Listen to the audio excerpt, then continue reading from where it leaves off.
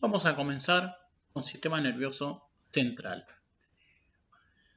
Vamos a hablar del sistema nervioso central utilizando imágenes de resonancia en T1, T2 y T1 con contraste. Son imágenes muy anatómicas donde permite visualizar todas las estructuras del sistema nervioso central. Recuerden que la resonancia tiene capacidad tisular. Para comenzar hablando de sistema nervioso central, tenemos que hablar de neurona, que es la unidad estructural y funcional del sistema nervioso central. Este es el gráfico que estamos acostumbrados a ver en anatomía, donde tenemos la sustancia blanca, que serían los axones, donde están cubiertos por mielina, que son los que transportan la información, y los cuerpos neuronales, donde se procesa la información. Para tener una idea de lo que es el sistema nervioso, vamos a ver que se divide en dos partes: sistema nervioso central y periférico. El sistema nervioso central es el sistema que está contenido dentro de la caja ósea, ya sea el cráneo o el canal medular, que es el espacio que se forma, el canal que se forma por la unión de los cuerpos vertebrales. Entonces, toda la parte del sistema nervioso central que está contenida, protegida por la caja ósea, ya sea cráneo o columna, forma parte del sistema nervioso central. Todo lo que sale de esa caja ósea va a ser el sistema nervioso periférico. Para que tengan una idea, el sistema nervioso periférico se va a dividir en dos partes: en vía de relación o somática, o autónomo o vegetativo. Pues, a su vez, el autónomo vegetativo se va a dividir en parasimpático o simpático. Son los nervios que se expanden fuera de la caja ósea. Estos serían los parasimpáticos o simpáticos. A su vez van a tener vida de relación, o sea que nos relacionan con el mundo, ¿sí? Con las estructuras que nos rodean. A su vez van a tener dos vías, aferentes y eferentes, o sea que vías que entran y salen, ¿sí? Serían las vías aferentes, las vías que llegan a los sentidos; las eferentes, las motoras, ¿sí?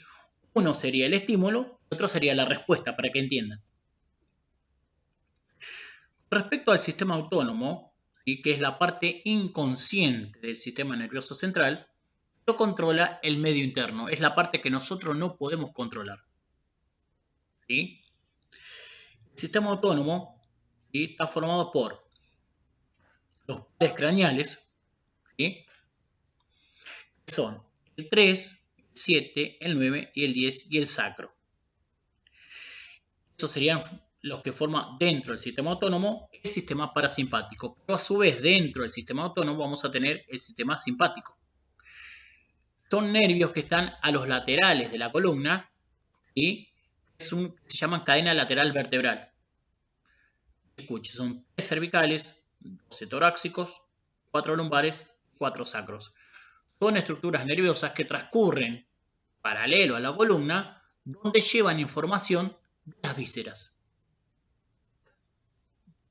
Recuerden que es la parte del sistema autónomo que nosotros no controlamos. Bien, pues para que tengan una idea, de acuerdo a la ubicación, la sustancia gris y blanca en el sistema nervioso periférico y en el central van a llevar distintos nombres. Un ejemplo: recuerden que nosotros tenemos en la neurona los cuerpos neuronales y las prolongaciones.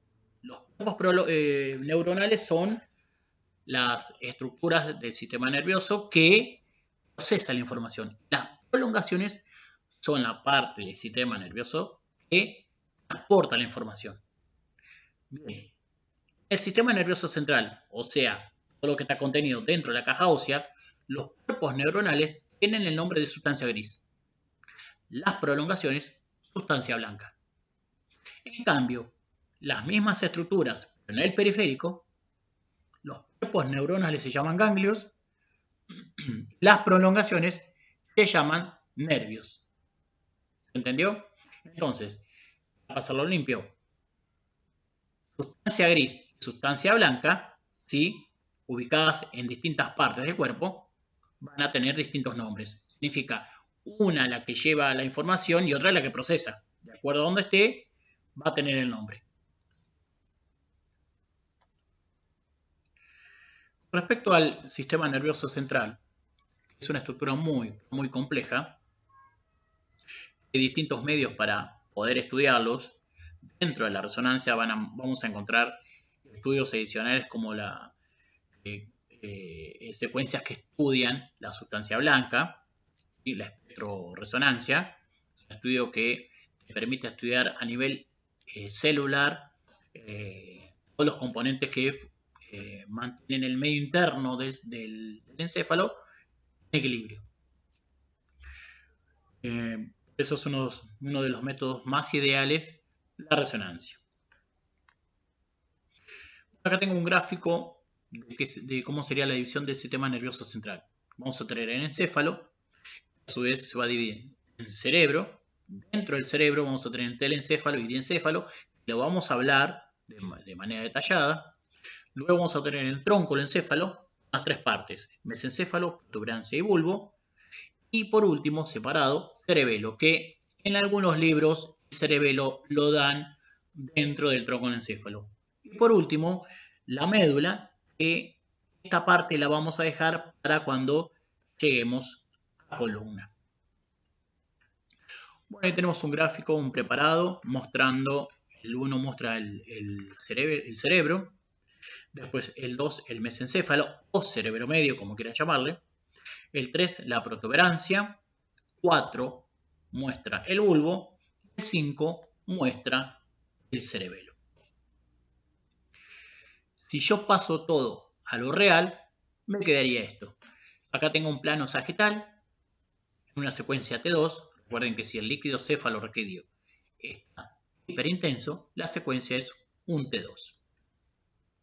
Entonces muestra el cerebro, el número 1, mesencéfalo, observen, cerebro, mesencéfalo o cerebro medio, como quieran llamarle, protuberancia, bulbo, médula. Hacia posterior, que parece un árbol de la vida, cerebelo.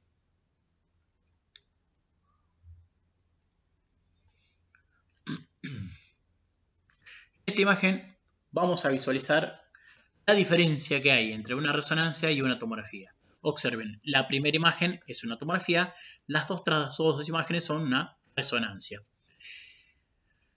Vamos a visualizar, vamos a darnos cuenta, a diferenciar una tomografía de una resonancia por anatomía, no por los parámetros técnicos. Yo tengo que el hueso cortical es hiperdenso y la grasa es hipodensa, o sea, blanco y negro. En resonancia pasa todo lo contrario. La grasa es hiperintensa y el hueso es hipointenso, tanto en T2 como en T1. Entonces, hueso hiperdenso, grasa hipodensa, tomografía. Grasa hiperintensa, hueso hipointenso, resonancia. Lo contrario, resonancia. A pasarlo a decirlo de una manera vulgar, hueso blanco, grasa negra, tomografía. Grasa blanca, hueso negro, resonancia. Otra imagen más en un plano axial mostrando la diferencia entre T1 y T2. Siempre les dije a ustedes, busquen líquido, ¿sí? Globo ocular ocupado por líquido, blanco, hiperintenso, ¿sí? Esto es un T2 y esto es un T1. No podemos guiarnos por la grasa porque la grasa, según el cuadro de intensidades en T1 y T2, la grasa es hiperintensa blanca. Otra imagen más en sagital, en T1 y T2.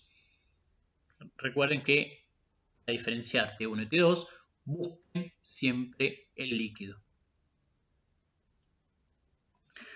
Respecto a las meninges, recuerden que son unas membranas que envuelven todo el sistema nervioso central en toda su extensión, tanto el encéfalo como la médula.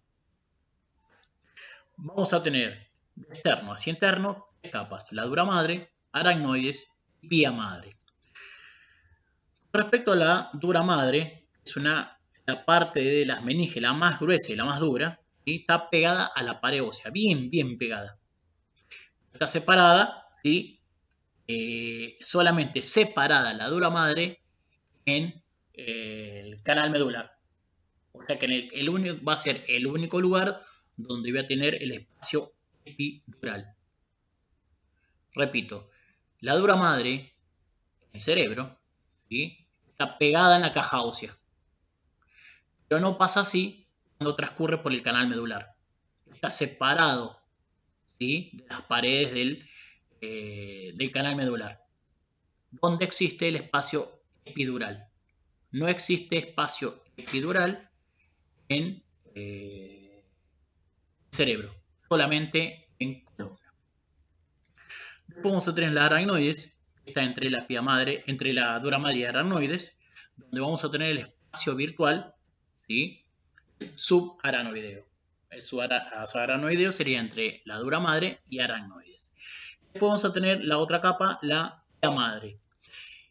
Entre la pía madre y las aracnoides vamos a tener el espacio subaranoideo, donde transcurren vasos. Bueno, entonces yo tengo de afuera hacia adentro la piel, la grasa, el hueso con tabla externa, tabla interna, el diploide.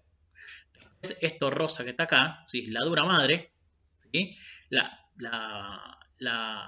capa más externa está pegada al hueso, ¿sí?, solamente está pegada al hueso en cerebro, no pasa así en columna. O sea que en cerebro no tengo espacio epidural, en la columna sí. El espacio subdural entre aracnoides y pía madre. Después vamos a tener entre aracnoides y dura madre, el espacio subdural. Después vamos a tener el espacio subaranoideo entre la pía madre y la aracnoides. Este espacio entramado que está acá, ¿sí? Van a ver que hay estructuras vasculares que transcurren por ese lugar.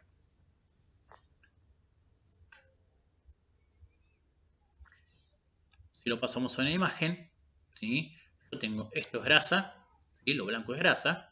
Esta es la parte cortical, ¿sí?, el periósteo. El periósteo es la membrana que tapiza el cerebro. La caja ósea sería. Tabla interna, tabla externa y en el medio el diploide. Para entender un poquito la dura madre, cómo se repliega, cómo dan origen a nuevas hojas, estas hojas van a tapizar distintas partes del sistema nervioso. La dura madre va a comenzar en el agujero ciego, está delante de la cresta Galli. Solamente va a dar origen a un tabique, o sea, la hoz del cerebro. La hoz del cerebro, que es un solo tabique, va desde el agujero ciego hasta la protuberancia occipital interna. Es solo tabique por la línea media. De ese tabique se va a desprender otra hoja hacia los laterales, va a ser la tienda del cerebro. O sea que la hoz del cerebro se repliega dando origen a otra tienda que sería la tienda del cerebro. ¿Qué hace? Tapiza toda la caja ósea.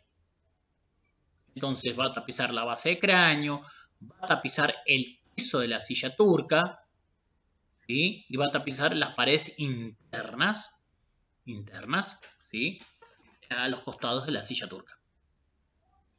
Una vez que tapiza todo eso, ¿sí?, nuevamente cuando la hoz del cerebro llega a la protuberancia occipital interna, nuevamente se repliega, dando origen a un tabique. La hoz del cerebelo, un tabique solo. Ese tabique de la hoz del cerebelo se repliega. Cuando uno dice se repliega, significa que da origen a otra tienda. Va a ser la tienda del cerebelo. ¿Qué hace la tienda del cerebelo? Continúa por encima del peñasco, ¿sí?, limitando cerebelo del lóbulo occipital. O sea que la tienda del cerebelo limita lóbulo occipital, cerebelo. Ocurre de manera horizontal por encima del peñasco, luego llega a la silla turca y la pisa la parte superior de la silla turca con el nombre de diafragma celar. Ahí nuevamente se repliega y cae hacia los costados. Cuando cae hacia los costados de la silla turca, la dura madre da origen al seno cavernoso. Por último, continúa hacia anterior, tapizando el nervio óptico. O sea que el nervio óptico va a estar tapizado por las meninges. Entonces, cuando yo quiero ver algún seno, en este caso el seno venoso, ¿sí? Tengo que seguir el mismo trayecto que de la dura madre, porque recuerden que los senos venosos se forman por los repliegues de la dura madre y recorren exactamente el mismo lugar. O sea que donde nace la hoz del cerebro y termina, sería el mismo recorrido del seno longitudinal superior. Recuerden que los senos se forman por los repliegues. Observen en esta imagen, y entre medio de las capas de la meninges va a haber espacios. Estos espacios tienen un nombre, senos venosos. Como ven acá, esto sería la hoz, ¿sí?, del cerebelo, o tiene otro nombre, que es el tentorio. El tentorio es el repliegue de la dura madre que imita lóbulo occipital del cerebelo. Acá perfecto. En realidad lo vemos perfecto porque está con contraste. Entonces, como el contraste sigue el mismo trayecto que los repliegues, vamos a visualizar con nitidez las meninges. Si no, no se ven, ¿eh? Bien. Respecto al cerebro, recuerden que es la parte más importante del sistema nervioso central y donde llegan todas las señales de los sentidos, que ahora vamos a ver es la función de cada lóbulo, donde se almacena la información. Recuerden que está formado por dos hemisferios, derecho e izquierdo, y a su vez cada hemisferio está dividido por lóbulos. ¿Sí? Y cada lóbulo va a tener circunvoluciones y a su vez van a estar divididos, ¿sí?, por cisuras. Entonces tengo hemisferio derecho, hemisferio izquierdo, separado por la línea media. ¿Sí? Bien. Si bien están limitados por la línea media, ¿sí?, la cisura interhemisférica, a su vez ambos hemisferios están conectados a través del cuerpo calloso.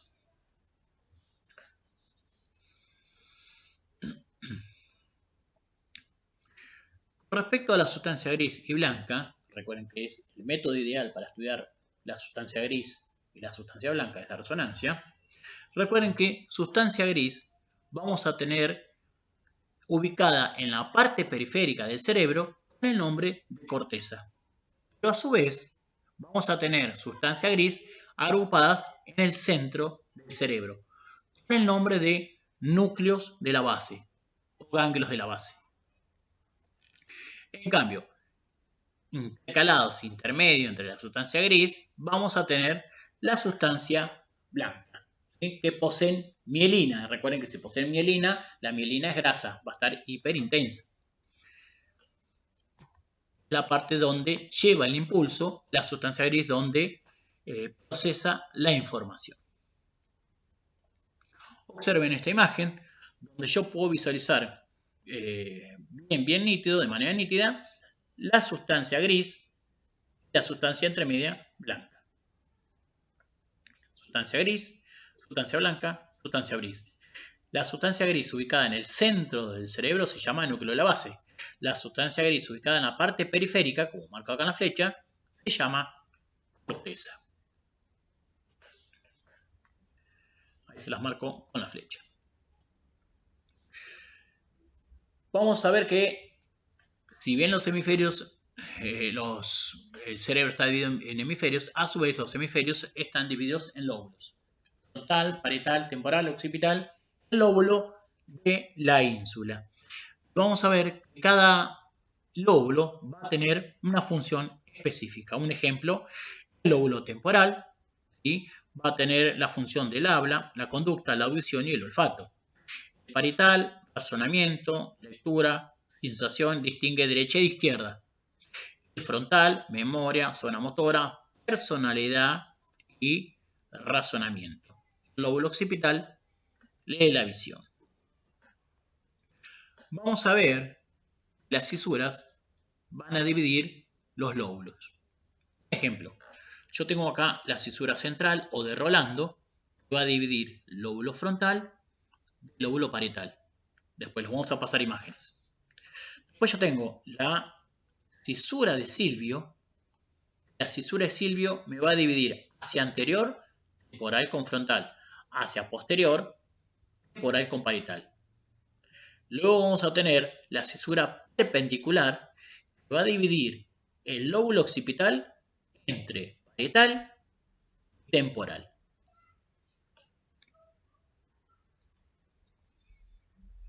Entonces, observen, los cortes más superiores de todos, esta cisura bien profunda es de Rolando. Entonces, si yo digo de Rolando hacia adelante, frontal, Rolando hacia posterior, es parietal.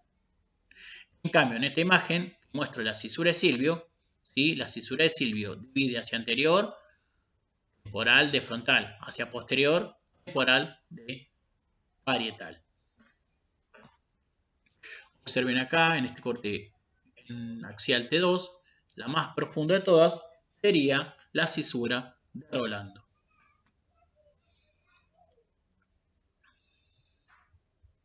Bueno, acá tenemos el lóbulo de la ínsula, ¿sí? Si uno abre el frontal del temporal, el lóbulo frontal del temporal, ¿sí?, tenemos acá entre medio, esto que está acá, el lóbulo de la ínsula.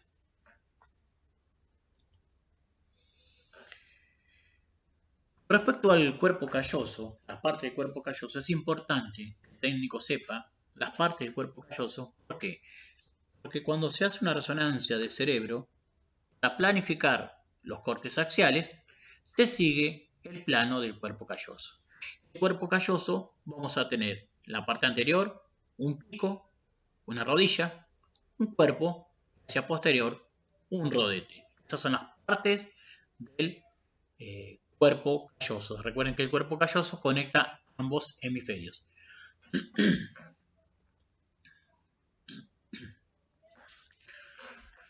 Respecto al sistema límbico, ¿sí?, recuerden que la función del sistema límbico es el estado anímico, ¿sí?, y la conservación de la especie. O sea que la parte sexual lo maneja el sistema límbico. El sistema límbico tiene nombre de fornix o trígono y también lo pueden encontrar como pilar de las cuatro bóvedas porque tiene dos pilares anteriores y dos pilares posteriores, ¿sí? ¿Cuál es la ubicación? Encima del tálamo, debajo del cuerpo calloso. Esa sería la ubicación del fornix o trígono. Es todo esto que está acá. Esta imagen que está acá y que es circular, eso sería el sistema límbico. Respecto a los ganglios de la base, ¿sí?, vamos a tener que regular los movimientos voluntarios, el aprendizaje, las motoras y los movimientos del cuerpo. Vamos a tener el cuerpo estriado, sería el núcleo lenticular, y el núcleo lenticular va a tener tres partes, de adentro hacia afuera, globo pálido, ¿sí?, globo intermedio y putamen, que es el más externo. Después el núcleo caudado, anterior hacia posterior, cabeza, cuerpo y cola. Tiene las mismas formas que el cuerpo calloso, circular. Así que, a no ser que sea un sagital, no lo vamos a ver nunca en un axial. Primero vemos la cabeza y la cola y por último el cuerpo. Después vamos a tener otra sustancia gris que es el antemuro y después el núcleo amigdalino. Si lo pasamos en este gráfico, vamos a hablar con la sustancia gris. Yo digo, este lado izquierdo, cabeza, núcleo caudado, lenticular. Lenticular sería globo pálido, globo intermedio, putamen. En resonancia lo vemos un triángulo entero completo. Es difícil verlo separado. Después vamos a tener el tálamo, encima de las astas posteriores, los ventrículos laterales. Después vamos a tener esta línea que está acá, que sería el antemuro o claustro. Y por último, la corteza. Acá se los dejo. Si hablamos de la sustancia blanca, observen, voy a tener entre medio de la cabeza del núcleo caudado, el lenticular y el tálamo, una estructura en forma de corta. ¿Y qué sería la sustancia blanca? Sería la sustancia blanca, brazo anterior, rodilla y brazo posterior. Después tengo entre el claustro y el lenticular, cápsula externa. Por último, entre el claustro o antemuro, como quieran llamarle, y la corteza, cápsula extrema, en ese orden. Cápsula interna con brazo anterior, rodilla y brazo posterior, cápsula externa y cápsula extrema. Acá se lo dejo. Si lo pasamos a la imagen, acá tenemos cabeza núcleo caudado, esto que está acá es lenticular, tálamo, esto es lenticular, lo finito que está acá sería antemuro o claustro. Y por último, bien periférico, esto que está acá sería la corteza. La sustancia blanca sería brazo anterior, rodilla, brazo posterior. Vamos a la cápsula externa. Por último acá, cápsula extrema. Respecto al encéfalo, ¿sí? Las partes del diencéfalo son el tálamo, hipotálamo y epífisis o glándula pineal. Vamos a ver que en un T2 y lo vamos a poder visualizar sin ningún problema. Sería tálamo, esto que está acá sería el tálamo. Hacia anterior, hipotálamo. Esto es el hipotálamo, lo más gris claro. Y por último, esto que está acá es la glándula pineal. Estas son las tres partes del encéfalo: hipotálamo, tálamo y glándula pineal o epífisis.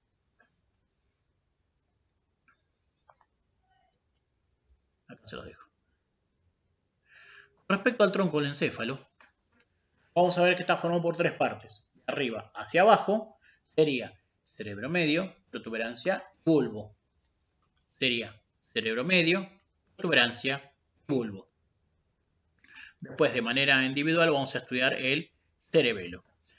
Recuerden que la función del tronco del encéfalo, ¿sí?, es controlar el ritmo cardíaco y la frecuencia respiratoria.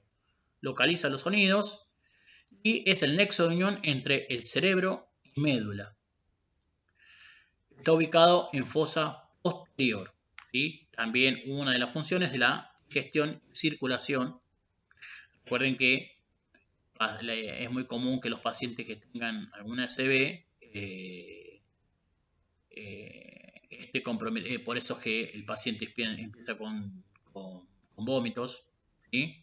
Es la causa muy común, pues está afectado parte del tronco del encéfalo.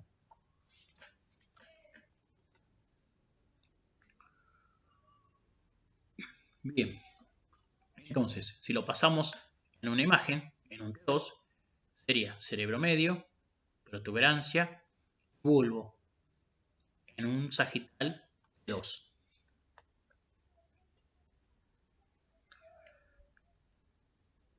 Vamos uno por uno. Respecto al mesencéfalo o cerebro medio, que es la parte más superior, lo vemos acá, tanto en T1 o T2 lo vamos a visualizar con nitidez. Bien, es el nexo entre el cerebro anterior y el cerebro posterior, o sea, entre el tronco y el cerebro. Más o menos aproximados son 2,5 centímetros. Función de la visión, audición y movimiento ocular. Recuerden, el cerebro medio va a tener hacia anterior pedúnculos cerebrales, sería esto. Y esto que está acá serían los tubérculos cuadrigéminos. Entonces, repito, el cerebro medio hacia anterior, pedúnculos cerebrales hacia posterior, tubérculos cuadrigéminos. Y entre medio alcanzan a ver que hay una línea blanca. Entre el pedúnculo cerebral y los tubérculos hay una línea blanca.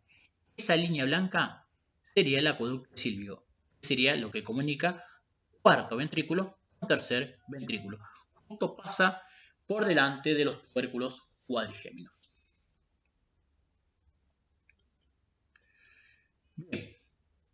Vamos con protuberancia. Con respecto a la protuberancia, que sería la parte la que se relaciona hacia superior, la parte que se relaciona hacia inferior del cerebro medio, protuberancia o puente de Barolio. También 2 centímetros de espesor, ¿sí? Y 3 centímetros de longitud. En la cara anterior de la protuberancia vamos a tener un surco, ¿sí? Que es el surco basilar. No es lo mismo surco basilar que rampa basilar. El surco basilar sería el canal que tiene la protuberancia para que proteja la arteria basilar. En cambio, la rampa basilar es la parte de la protuberancia que se relaciona con la parte posterior de la silla turca. La rampa basilar es la unión de la lámina cuadrilátera del efenoides con la porción basilar occipital, o también llamada clivus. Entonces, surco basilar es la parte que se encuentra en la parte blanda de la protuberancia. La parte anterior de la protuberancia hay un surco. Ese es el surco basilar, pues está relacionado con la arteria basilar. En cambio, la rampa basilar es ósea. Bien. Acá lo tenemos visualizado en un plano axial. Esto es arteria basilar, el punto negro es arteria basilar. Recuerden que es un vaso. Los vasos en T1 y T2 se ven hipointensos. Entonces, la relación posterior de la arteria basilar, protuberancia. La relación posterior de la protuberancia es cuarto ventrículo. Bulbo sería la relación inferior de la protuberancia, que sería esta parte que está acá, donde estoy marcando la flecha. Bien, recuerden que el bulbo se va a continuar con la médula, a la altura del agujero occipital. Justo se continúa con la médula. Bien, en el bulbo reside los más importantes centros vitales. Respecto al tronco del encéfalo, es una estructura muy vital. ¿Por qué? Porque de los 12 pares craneales, 10 tienen su nacimiento en el tronco del encéfalo. Es una estructura muy sensible. Ahí tenemos marcado en T1 y T2 el bulbo. Ahora, ¿cómo hago para diferenciar en un plano axial las 3 partes del tronco del encéfalo? Las 3 partes del tronco del encéfalo en un plano axial tienen distintas formas. En un plano sagital yo lo veo perfecto, es uno a continuación de otro. En cambio, cuesta identificarlo en un plano axial. Si yo veo el Mickey, lo que estoy viendo son los pedúnculos cerebrales y los tuberculos gerigéminos. No hay duda que lo que estoy viendo es cerebro medio. Observen, una imagen de mayor diámetro, cerebro medio, que el bulbo. Eso sería la protuberancia. Hacia atrás de la protuberancia, una imagen de copa invertida, que sería el cuarto ventrículo. En cambio, el bulbo va a tener, a comparación de la protuberancia, el cerebro medio, no va a tener mayor diámetro y tampoco va a tener las orejitas de Mickey.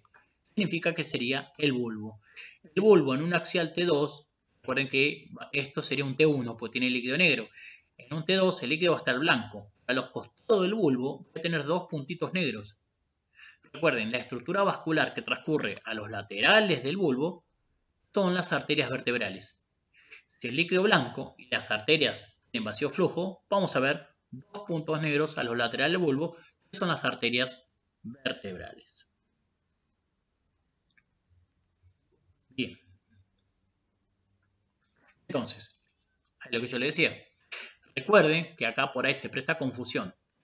Esto es bulbo, pero yo recién le dije a ustedes que vamos a encontrar 2 puntos a los laterales. No se olviden que la arteria basilar nace en la parte superior del bulbo. O sea que si yo pudiera ubicar 2 o 3 cortes más para abajo, en lugar de ver un punto, voy a ver 2 puntos a los laterales. Sería la arteria basilar. Entonces, esto es bulbo, esto es protuberancia y esto es cerebro medio. Bien.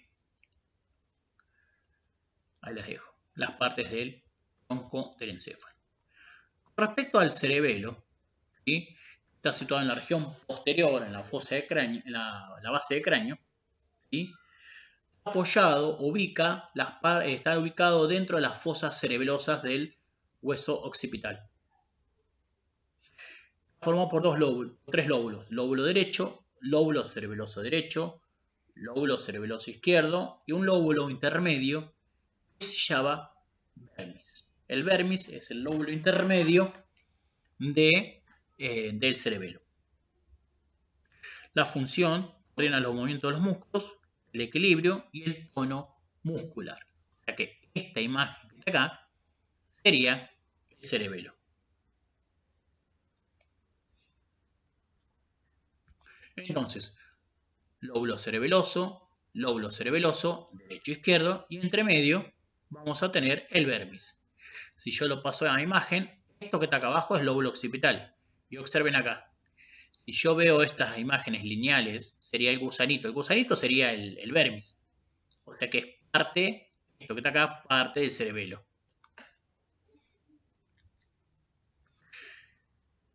Acá tenemos un plano sagital, un T1 con contraste. ¿Por qué con contraste? La glándula hipófisis está hiperintensa. Yo tengo lóbulo frontal, esto que está acá, el número 2 sería la rodilla, el cuerpo calloso, el número 3 el quiasma, el número 4 es el seno esfenoidal, el número 5 es el bulbo, el número 6 es el cuarto ventrículo, este triángulo que hay detrás de la protuberancia y delante del cerebelo es el cuarto ventrículo. 7 es el cerebelo, el 8 es el lóbulo occipital y el 10 sería el rodete del cuerpo calloso.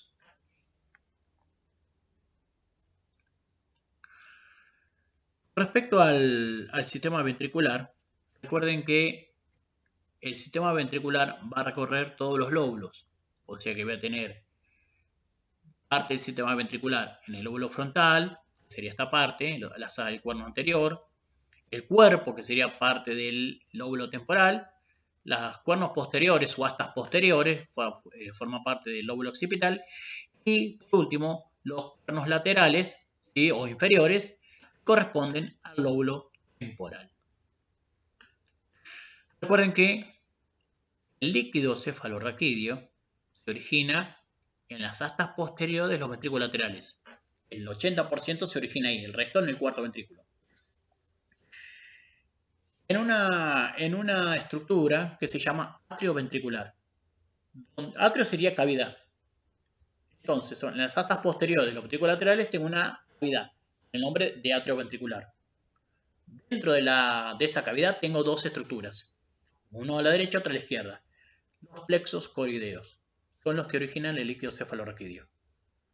Transcurren por todo el sistema ventricular, luego pasa por el agujero de Monro o interventricular al tercer ventrículo. Del tercer ventrículo pasa por el agujero cerebral, acueducto cerebral o acueducto de Silvio, se comunica con el cuarto ventrículo. El cuarto ventrículo, a través de tres agujeros, dos laterales y unos centrales, se van a llenar las cisternas.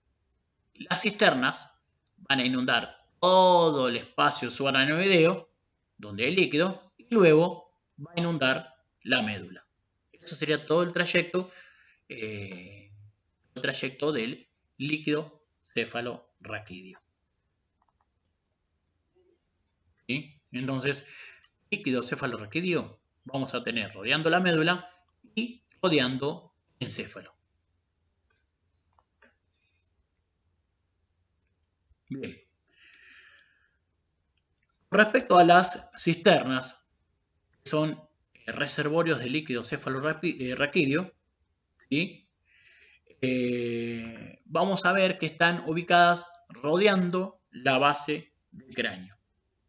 En algunos ocurren algunos vasos que ya vamos a nombrar y estructuras nerviosas. Todas las cisternas se comunican entre sí, están relacionadas entre sí. Dejamos un grupo de lado, son las retrotalámicas, y vamos a hablar de estos tres grupos que son fosa posterior, primes encefálicas. Primes encefálicas son las que están rodeando el cerebro medio. Y las supracelares. Las supracelares, supra es arriba. Celares viene de silla turca. son las cisternas que están encima de la silla turca. Respecto a la fosa posterior, son 5, 5, 4 y 3. En ese orden. Vamos a la fosa posterior. Recuerden que el nombre que tiene se relaciona por donde pasan. Generalmente se relacionan por donde pasan. Vamos a la cisterna vulvar. Yo tengo el bulbo acá. Y la cisterna que está por delante sería la vulvar. Sigo. Todas las cisternas se comunican entre sí. La cisterna que está por encima de la vulvar sería la cisterna pontina. ¿Por qué? Pues se relaciona con la protuberancia. Después voy a tener dos cisternas a los laterales del cerebelo, que son las cisternas del ángulo pontocerebeloso. Son dos cisternas que están a los laterales del cerebelo y van a desaguar la cisterna pontina. Esto que está acá el punto negro sería arteria basilar, protuberancia y bulbo. Perdón, arteria basilar, protuberancia y cuarto ventrículo. ¿Sí? La cisterna que se encuentra a los laterales del cerebelo se llama cisterna del ángulo pontocerebeloso. Es la única cisterna par del grupo posterior. Después voy a tener una cisterna impar, la más posterior e inferior del grupo posterior. Recuerden que el grupo posterior teníamos 5. Una de las 5 se llama la magna. Se encuentra debajo del cerebelo, detrás del bulbo. Esa es la cisterna magna. Y después vamos a tener encima del cerebelo, ¿sí? Como se relaciona, está en la línea media y se relaciona con el vermis, la cisterna vermiana. Esto es la cisterna vermiana, y yo lo veo en un axial. Este triángulo que está acá es la cisterna vermiana. Vamos a las cisternas del cerebro medio. Recuerden que el cerebro medio tiene forma de Mickey. Observen, entre media de las orejitas de Mickey tengo una cisterna. Estos son los pedúnculos cerebrales. Es la cisterna interpeduncular. La cisterna que está entre medio de las orejitas de Mickey o pedúnculos cerebrales. Después, a los laterales, si continúan hacia los laterales, vamos a tener la cisterna crural. Estas son las crurales, las que están a los costados. Observen acá, que hay un puntito acá. Este puntito que veo ahí, ese negro, es el acueducto de Silvio. Está por delante de los tubérculos cuadrigéminos. Después, continúo hacia atrás, siempre rodeando el cerebro medio. Yo dije interpeduncular, crural, y esto que tiene, parece que fuera las alitas de un murciélago. Si lo alcanzan a ver, parece que fuera un murciélago que está volando hacia adelante. Bueno, esas son las cisternas ambiens. Por último, la cisterna que está entre medio, acá, posterior, la cisterna cuadrigeminal. ¿Sí? Esta es la cisterna. La cuadrigeminal va a estar íntimamente conectada con la vermiana, justo arriba. Por último, las cisternas supracelares son las que están encima de la silla turca. Observen, esto que está acá, y esto es el quiasma. Voy a tener una laguna que encima de la silla turca, que va a ser la cisterna quiasmática.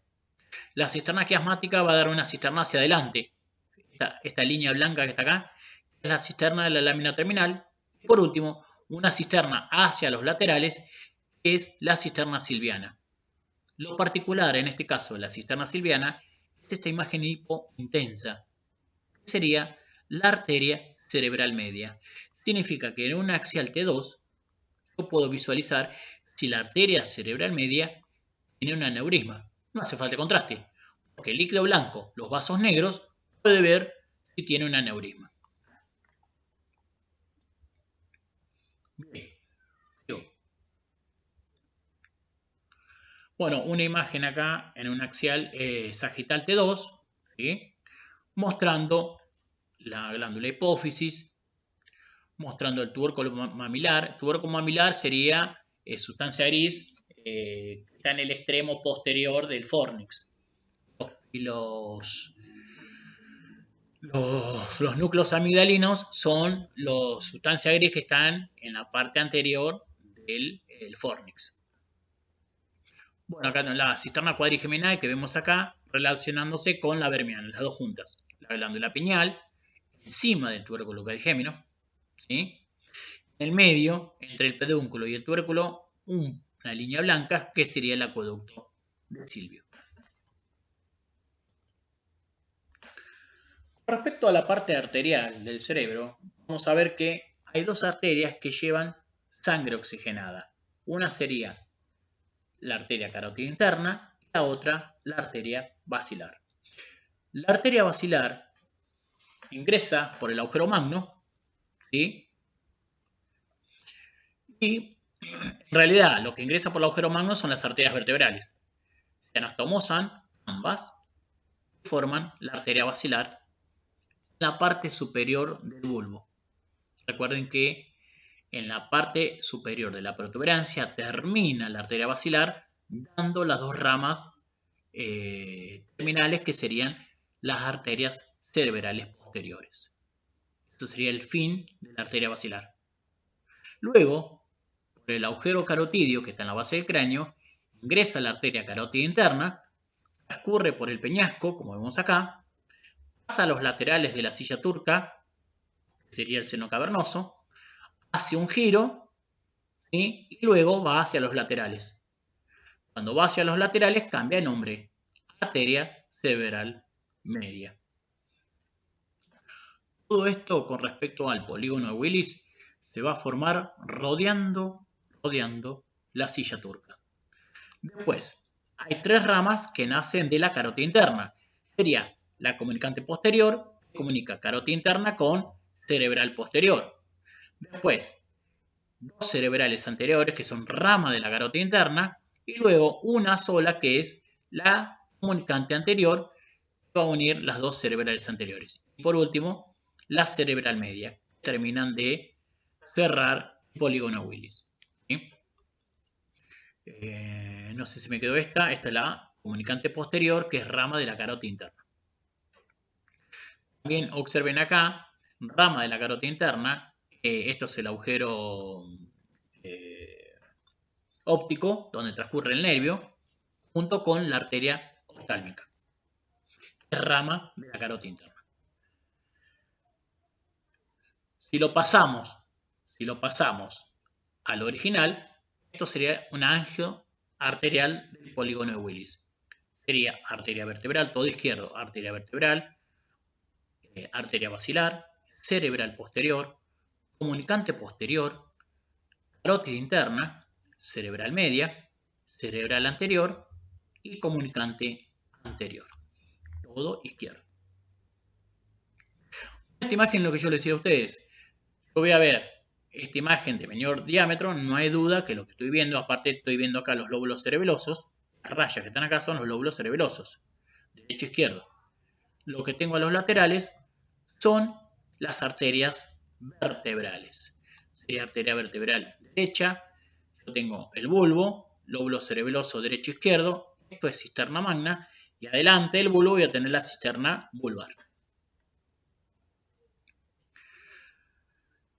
Respecto a la barrera hematoencefálica, hay que tener en cuenta que es una estructura que se encuentra entre la parte vascular y el sistema nervioso central.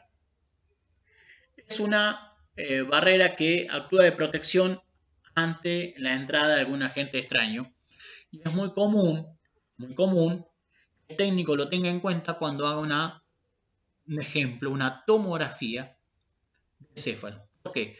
Porque la barrera actúa como protección, lee lo que se está inyectando, ¿sí? Y después lo deja pasar. Ese tiempo que tarda en leerlo, el técnico lo tiene que tener en cuenta para cuando hace un estudio con contraste, queriendo visualizar alguna imagen tumoral.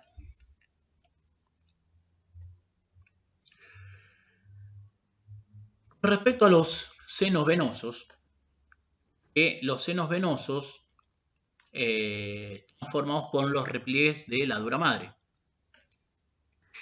En esos senos venosos van a desaguar dos sistemas, el sistema profundo y el sistema superficial.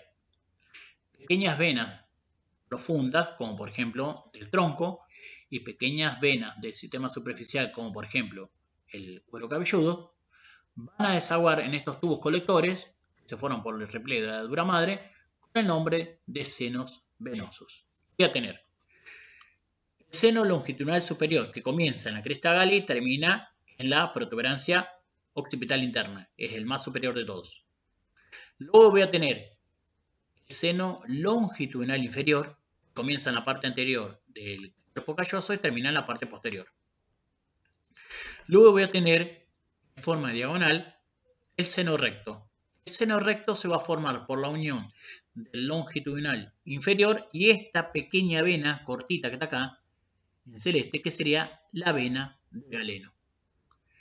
La unión de la vena de Galeno con el seno longitudinal inferior termina de formar el seno recto. Después voy a tener dos senos a los laterales de la silla turca, con el nombre de senos cavernosos, derecho e izquierdo. Esos senos cavernosos van a recibir las venas oftálmicas superior e inferior y a su vez van a ser en la parte posterior los senos petrosos, superior e inferior. Petrosos porque transcurren por encima y por debajo de los peñascos. Después tengo que en la protuberancia occipital interna vamos a tener la confluencia de los senos con el nombre de prensa de Erófilo. En la prensa de Erófilo, vamos a ver que nacen a los laterales el seno transverso. Y se va a continuar con el seno simoideo. Luego, observen, en el agujero magno y rodeando el agujero magno voy a tener un seno, el seno marginal. El seno marginal se une hacia posterior, dando origen a un seno, el seno occipital, que también termina en la prensa de Erófilo. Y por último, vemos que los senos petrosos, el superior termina en el seno simoideo y el inferior termina por fuera del cráneo.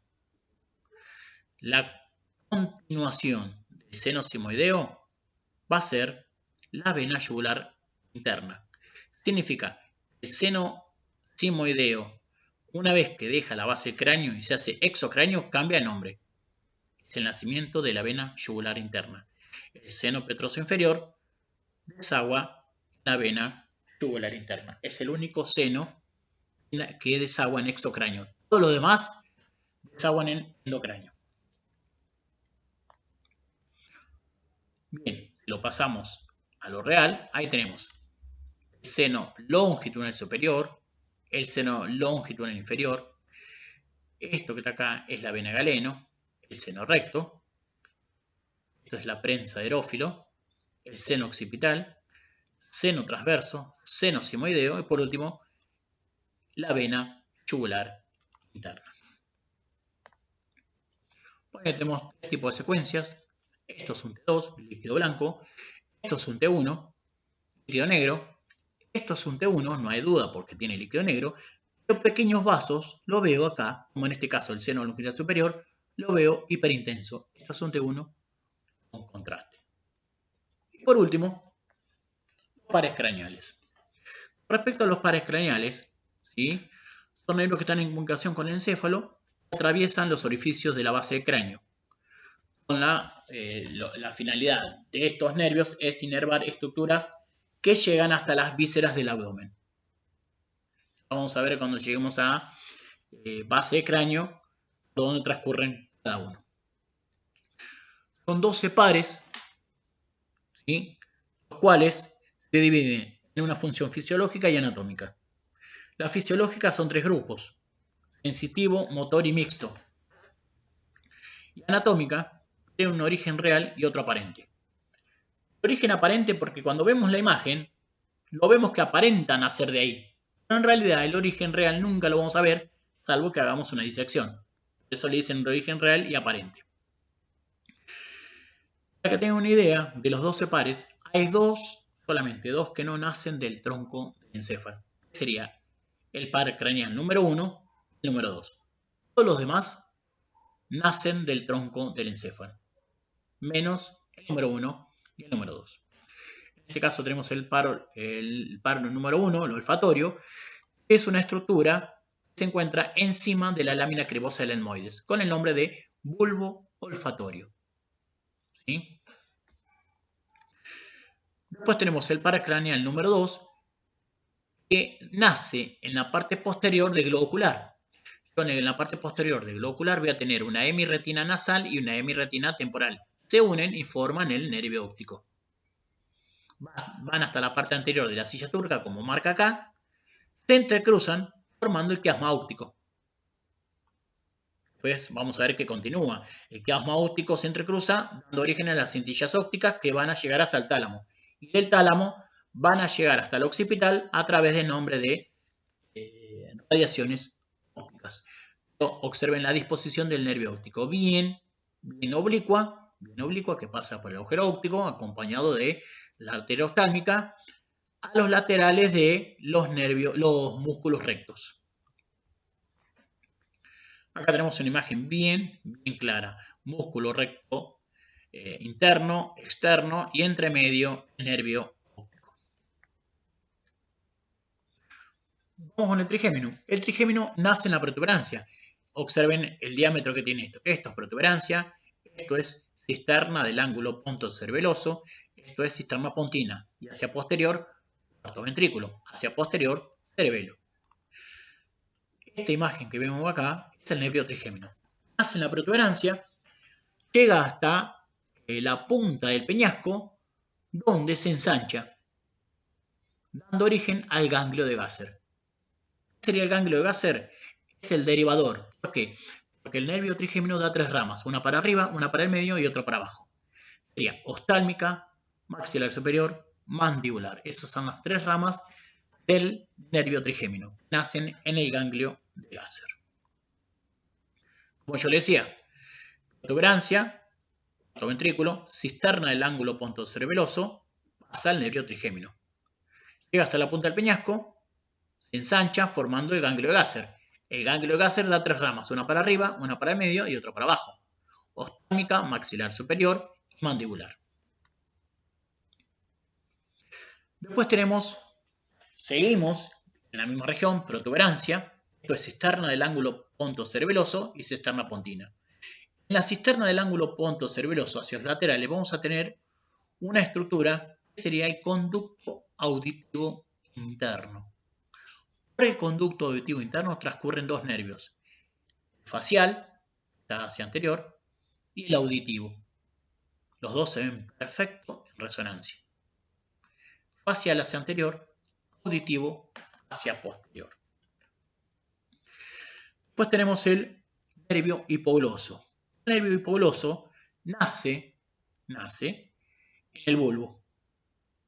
¿Sí? Esto es parte de la rampa basilar. ¿Sí? Y vamos a ver a los laterales del agujero magno. A los laterales del agujero magno voy a tener 2 agujeros. Estos agujeros son los agujeros hipoglosos. Por el agujero hipogloso transcurre el nervio hipogloso. En realidad no di los 12 pares craneales, pero di los que más se visualizan en una resonancia. Para visualizar los otros pares craneales hay que buscar el recorrido, hay que buscar el trayecto, que son trayectos medios oblicuos, y de acuerdo al trayecto que tenga hay que seguir el plano de ese trayecto para poder ver la extensión. Bueno, con esto terminaríamos lo que sería el sistema nervioso central.